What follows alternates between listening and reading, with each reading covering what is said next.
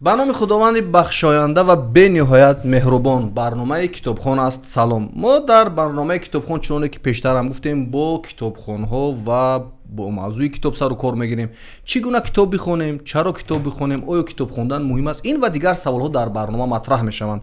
Тавсияи мо барои онҳое ки мегӯянд худашон ё фарзандонашон мехоҳанд шурӯъ кунанд, аз чӣ бояд шурӯъ кунанд? Ба назари мо шурӯъ аз афсонаҳои халқи тоҷик ин беҳтарин гузина аст ва шояд боз дигарон дигар роҳҳоро пешниҳод мекунанд. Ва афсонаҳои халқи тоҷик дар душанбе нашр шудааст ва дар ҳама нуқтаҳои фурӯши китоб шумо метавонед ин гуна афсонаҳоро дастрас кунед. Ҳам ин шакли аст ва боз ин шакл аст. Хулоса гуногун ҳастанд афсонаҳо ва шумо метавонед дастрас кунед ва бихонед ва барои шурӯъ кардан хеле хуб аст. Албатта мо афсона гуфта шояд чизҳоеро дар назар дорем ки ғайривоқеӣ бошанд, вале ин тур нест.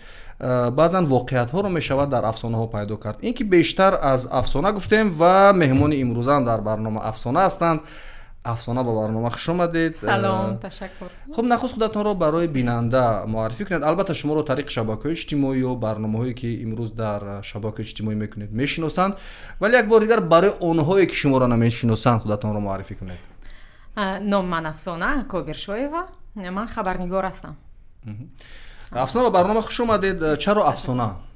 Масалан ин номро барои шумо ки монд? Бибиятон, бобиятон ё касе ба афсона алоқа дошт ки ба шумо чунин номро монд? Аз куҷо пайдо шуд афсона? Чун хеле як номи васеъ паҳншуда дар кишвар нест. Аз куҷо ин ном? Яъне ки барои шумо ин номро гузоштааст? Хуб, ҳам ин аст ки алоқа доштам ба афсона, чун номи маро холаам мондааст ва он адабиётшинос аст.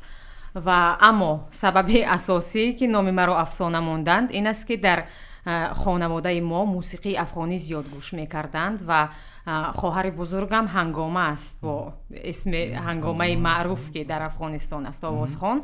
Ва пас як овозхони дигар дар Афғонистон аст бо исми Афсона ва пас аз хоҳари бузургам ки ман таваллуд мешавам маро Афсона мегузоранд номо. Ин ҳам аз афсона гуфтем. Худатон афсона дӯст доред ё афсона мехонед ё афсонаи дӯстдоштаи худро доред?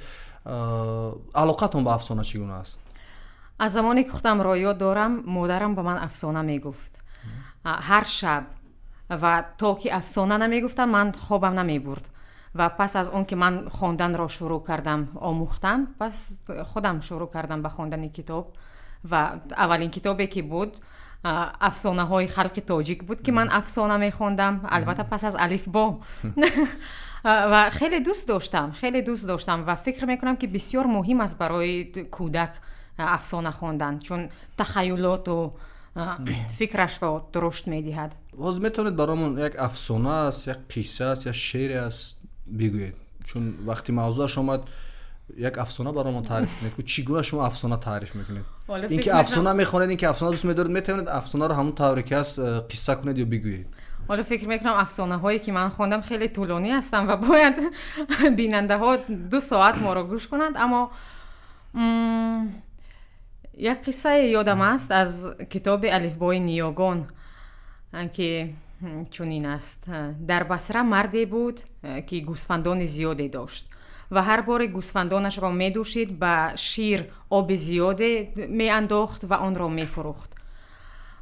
чанд бор ҳам чӯпон ба ӯ мегӯяд ки ин корро накунед ки оқибати хуб надорад, аммо хуб хоҷа нашунид ва нахост ки бишнавад. рӯзе чӯпон гӯсфандонро мебарад ва аз қазо хуб борони сахте мешавад, сел меояд ва ҳамаи гӯсфандонро мебарад. чӯпон пас ба хона бармегардад бидуни гӯсфандон ва назди хоҷа меояд. хоҷа мегӯяд ки чаро гӯсфандонро наёвардӣ? мегӯяд хоҷа он обе ки шумо дар шир меандохтед ҳамааш ҷамъ шуд, ба селе табдил шуд ва гӯсфандонро бибурд. хубтар аст ки аз ин қиссаҳо бештар ба кӯдакон хонда шавад, гуфта шавад ки масалан хеле тарбиявӣ ҳастанд. вале ин ки ман дар аввали суҳбатам гуфтам ки афсонаҳо воқеиятҳоро дар худ доранд ки агар мо дар зеҳни кӯдак, дар зеҳни наврас ҷо кунем, он метавонад бисёр масалаи дурӯғ, масъалаи фасод, масъалаи зулм, масъалаи фреб додан, масъалаи ҳаққталабӣ кардан, яъне ҳаққи худатро талаб кардан. ва ин ки қиссаи шумо таъриф кардед хеле ҷолиб буд. ин ки аз хоҷаҳо гуфтед ва хоҷаҳои мисли он ҳам имрӯз шояд кам нестанд дар ҷомеа ва ин агар ки боз бештар таъриф шуд ба зеҳни бештариҳо расид ва гуфта шуд шояд афроде ҳам бошанд ки ислоҳ шаванд.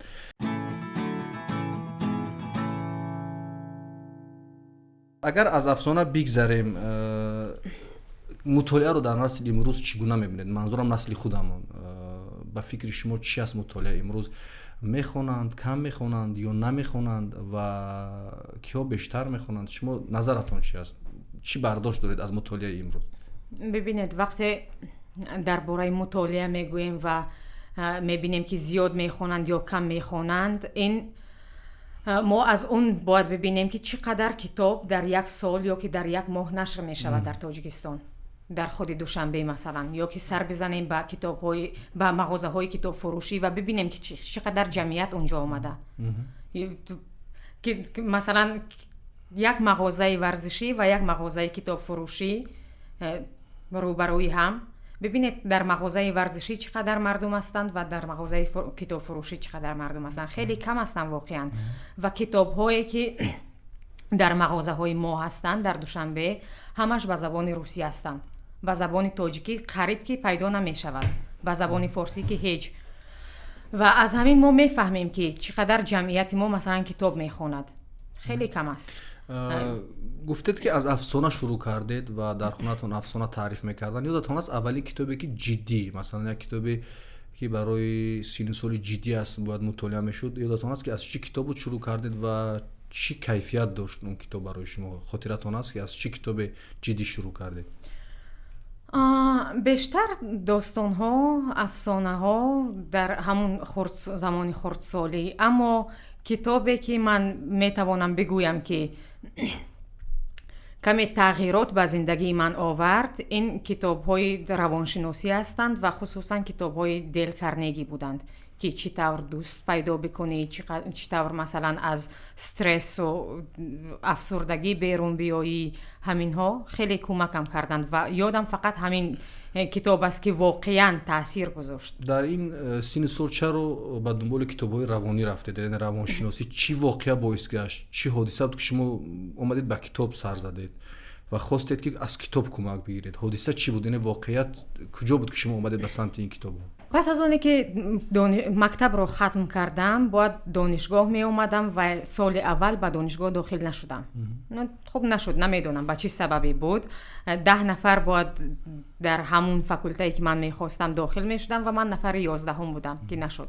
ва бибинед бисёр афсурда шудам, бисёр эътимод ба нафсам шикаст ва намедонистам ки чӣ кор бикунам. яъне хеле ҳолам бад буд. ва рафтам ба китобфурӯшиҳо сар задам ва дидам ки китоби Дейл Карнеги, албатта ман бо тавсияи соҳиби мағоза буд, гуфт ки хеле китоби хуб аст, бихонед. манам инро харидам ва шурӯъ кардам ва пас аз он масалан рафтам забони инглисӣ хондам, пас аз он рафтам дар ҳар ҷой, масалан дар радио, дар ҳар ҷой кор кардам ва фақат аз ҳамин китобе буд ки ман мехостам шурӯъ кунам дубора ва хеле кӯмак карда ман. баъзе афрод менависанд ки китоб хондан фоида надорад, мутолиаи китоб фоида надорад ва ин барои мо як чизи нолозим аст. андешаҳои шумо ва он воқеияте ки аз сари шумо гузашт бар чизи баръаксро мегӯяд ки китоб хондан воқеан муҳим аст. ба ин андеша чӣ назар доред? ба ин фикр чӣ назар доред ки имрӯз ба мо мегӯянд, ҳатто менависанд ки китоб хондан як чизи нолозим аст, китоб хондан барои мо феълан дар кор нест, чун мо мушкилиҳо дорем, буҳронҳо дорем ва ҳоказо. ба ин гуна афрод ман фикр мекунам зиёд ҳам нестанд шояд. чӣ назар доред? назари шумо ҳамчун як ҷавон, як нафаре ки китоб мехонед ва ба китоб сару кор доред, чӣ аст ба ин гуна афрод? ба назари ман китоб хондан, он касе ки мегӯяд ки фоида надорад, аслан муҳим нест, фикр мекунам хуб ба назари ман аст ки хеле иштибоҳ аст. китоб хондан фоида дорад. аввал ин ки оромиш мебахшад. масалан вақте бо китоб банд ҳастӣ, ҳамун вақте масалан шояд 2 соат бошад, ним соат бошад, 1 соат бошад, бо китоб машғул ҳастӣ, фикрат ҷамъ аст, ҳавосат ба китоб аст ва ба ҳар чизи масалан ноҷову нодаркор фикр намекунӣ. ин яке аст ки оромиш мебахшад. ва дуюм оное ки масалан мегӯянд фоида надорад, вақте китоб мехонед ва масалан тавсияҳои ё ки масалан ин китобҳои ангезишӣ ки мехонем, фақат хонданаш нест, амал карданам лозим аст. вақте масалан китоб мехонӣ ва ба он амал накунӣ, хуб معلوم است که بیفایده است. فقط میخونی برای خودت میفهمی او بله درست است، همین درست است، اما به همون راهی درست که نمیروی، عمل نمیکنی. یعنی بازم منظور این که از حرف و هجا و جمله و اون کتاب بیرون بیایم و به واقعیت ها عمل کنیم و این کتاب ما را انگیزه بیداد و حرکت کنیم در زندگی پیش برویم. و از کتاب دل کارنگی گفتید این کتاب واقعا می شود که از فروشگاه ها در تاجیکستان این کتاب رو پیدا کرد و این کتاب دسترس است. خب اکنون بیاید یک جایهای جالبش در یاد مانده است که برای بیننده بگیم که همین جمله ها یا همین خوانده های شما از این کتاب به شما کمک کردن که تو از همون استرس یا حالتهای روانی که داشتید گفتید به دانشگاه سال اول داخل نشدید، خب شما را کمک کرد همین جایی همین کتاب از دل کارنگی. اعتماد به نفسم رو بالا کرد و از همون توصیه هایی که مثلا میگه وقتی شما بیدار میشوید روز رو یک هدیه برای خودتون قبول بکنید. یعنی این روز یک زندگی نو است، یک هدیه نو است و یک کارهای نو هستند. شروع بکنید، از همین حال شروع بکنید. مثلا فردا پس فردا از نمیدونم ماه دیگر و روز دوشنبه و سه شنبه نه، از همین حال شروع بکنید و میبیای مثلا میخونی و مینشینی از همون لحظه شروع میکنی. یا که مثلا روزی که میگوید که وقتی مثلا شما به آینه خودتون رو نگاه بکنید میگوید که من یک آدم موفق هستم، تبسم بکنید. وقتی مثلا بیرون میبرید تبسم بکنید به مردم. و البته در جامعه ما این رو قبول ندارم و فکر میکنن که نفر دیوانه است که تبسم میکند، اما این خیلی کار میکند، واقعا هم تاثیر دارد. وقتی به یک کس شما مثلا میبرید تبسم میکنید انرژی مثبت میدهید و انرژی مثبت میگیرید و اون کس هم مثلا شاید برود از تبسم شما خوشحال است و به یک نفر دیگر همون انرژی مثبت را بدهد و همین طور مثلا خوشبختی خوشحالی میرود و یک زنجیره مثلا میرود و این به شما یک انرژی میدهد، یک انرژی مثبت. این که شما با کتاب دل کارنگی یعنی با گفته های این مرد عملی واقعی میکنید. بله. به هر کس تبسم میکنید، یعنی هر کس رو ببینید تبسم بله. میکنید. من وقتی در تاکسی میدروم من تبسم میکنم، سلام میگویم، مثلا میگم. بعضی مردم حیران میمونند، واقعا میگویم بعضی مردم حیران میمونند، بعد همین طور نگاه میکنند و بعضی حتی قبول نمیکنن. مثلا وقتی تبسم میکنی فکر میکنن شاید میخوای که صحبت بکنی با اونو و شروع میکنن خودشون شروع میکنن به صحبت کردن، اما این مشکل ندارد. شما باید همون روحیتون همیشه خوب باشد، همیشه باید شاد باشید، چون وقتی انرژی منفی در شما پیدا شد نه کار کردن میخواید، هم فکرهاتون اندیشهاتون منفی میشد و همه چیز فکر میکنید که تمام شد، همه چیز خراب شد.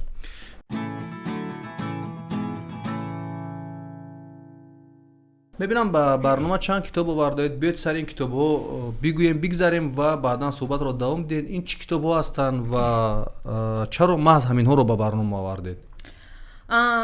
کتابی که من شروع کردم 3 روز پیش، این روانشناسی شخصیت است. این رو شروع کردم، بسیار خیلی مهم است. ببینید مثلا افراد بدون اعتماد به نفس چگونه افراد هستند، افراد با اعتماد به نفس چگونه افراد هستند، افراد واقع بین چگونه افراد هستند. بیاد همین سری افراد واقع بین میتونید یک چند چیزاش رو از این کتاب بخونید. افراد واقع بین مثلا کیها هستند؟ چون این رو بسیار در جامعه شناسی میگن اونها واقع بین هستند یا اینها واقع بین هستند. خب بخونید که چی است افراد واقع بین. یک انسان واقع بین همواره در حال تعادل است. وجودش را همین گونه که هست قبول میکند. در واقع خیشتن را میشناسد و میداند در نهایتش چیست و کیست. خیشتن را فریب نمیدهد و گرد کارهای ناشدنی و ناشایست نمیگردد. یعنی کاری که ناشدنی است و گردش نمیگردد، میرود مثلا کاری که شدنی است همون را انجام میدهد. یعنی واقعیت را میپذیرد که همین کار نمیشود و خودش را عذاب نمیدهد که برود وقتش را تلف بدهد.